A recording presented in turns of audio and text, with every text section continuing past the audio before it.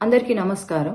July 3వ తేదీన మన రాష్ట్ర ముఖ్యమంత్రి వర్యులు శ్రీ నారా చంద్రబాబు నాయుడు గారు కడప స్టీల్ ప్లాంట్ యొక్క నిర్మాణ పనులను ప్రారంభించబోతున్నారు. తెలుగుదేశం పార్టీ అంటే కేవలం మాటలతో కాదు, చేతులతో ప్రజలకు ఇచ్చిన హామీని నెరవేర్చడానికి ఈరోజు రాయలసీమ అంటే వెనుకబడిన ప్రాంతం అనే ఒక ముద్ర చెరపడానికి, రాయలసీమలో ఉన్న ప్రజలు రాయల్ గా బ్రతికేలాగా, రాయలసీమను రతనాల సీమగా మార్చేలాగా, ఈరోజు రాయలసీమను ఒక హార్టికల్చర్ హబ్ గా, ఎలక్ట్రానిక్ హబ్ గా, అట్లాగే పరిశ్రమల హబ్ గా తీర్చిదిద్దడానికి అడుగులు వేస్తున్నాం మన ప్రభుత్వం. ఇందులో భాగంగా కడప స్టీల్ ప్లాంట్ యొక్క నిర్మాణ పనులు ఏవైతే ఉన్నాయో, నేను మళ్లీ నిర్మాణ పనులు అని ఎందుకు చెప్తున్నానంటే, మనకందరికీ గుర్తుందో లేదు, వైఎస్ఆర్సీపీ ప్రభుత్వం ఉన్నప్పుడు ఒకసారి ప్రారంభోత్సవం అని శంకుస్థాపన చేసి టెంకాయ కొట్టి మళ్లీ ఎన్నికలకు ఒక 2 నెలల ముందు శంకుస్థాపన మళ్లీ చేయడము, అట్లాగే అక్కడ ఒక కాంపౌండ్ వాల్ కూడా కట్టకుండా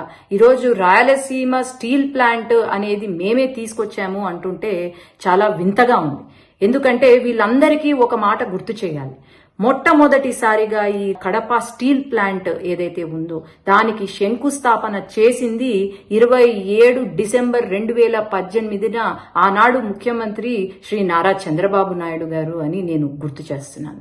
అట్లాగే ఈ కడప స్టీల్ ప్లాంట్ అనేది కేవలం ఒక పరిశ్రమ కాదు, ఇది రాయలసీమ ప్రజల యొక్క ఆత్మగౌరవం. ఇది ఎంతో మంది, వేలాది మంది యువత యొక్క భవిష్యత్తు, అట్లాగే వేలాది మంది కుటుంబాలకు ఒక ఆశ. ఇలాంటి కడప స్టీల్ ప్లాంట్ అనేది ఈరోజు నిర్మాణ పనులు జరుగుతూ ఉంటే మన వైఎస్ఆర్సీపీ గొడ్డలి పార్టీ నాయకులు ఎవరైతే ఉన్నారో వాళ్ళు మాట్లాడుతూ ఉంటే సిగ్గుపడాలి.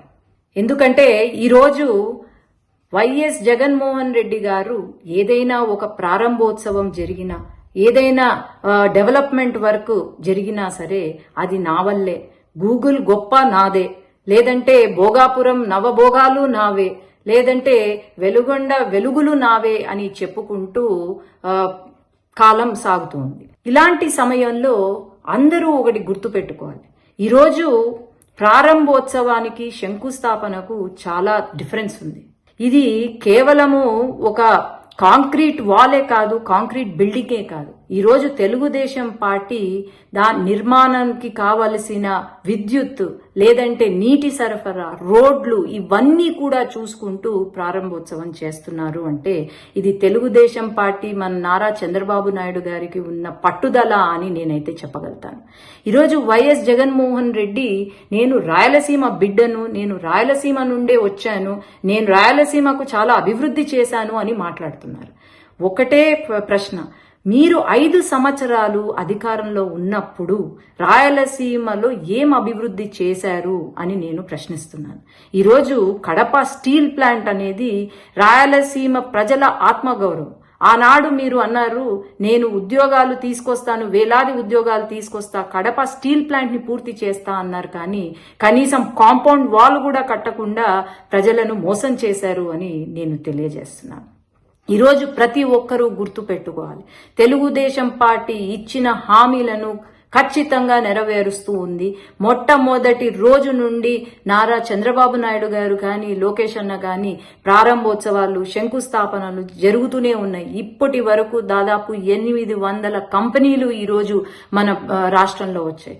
ఈరోజు దేశంలోనే 25% పెట్టుబడులు మన రాష్ట్రంలో ఉన్నాయంటే మన రాష్ట్రం ముఖ్యమంత్రి గారి యొక్క పట్టుదల, లేకపోతే లోకేష్ అన్న యొక్క పట్టుదల అని నేను గర్వంగా చెప్పుకోగలుగుతున్నాను. ఈరోజు కడప స్టీల్ ప్లాంట్ అంటేనే రాయలసీమకు అంకితం చేసిన ఏకైక నాయకుడు నారా చంద్రబాబు నాయుడు గారు అని నేను తెలియజేసుకుంటూ జై తెలుగుదేశం.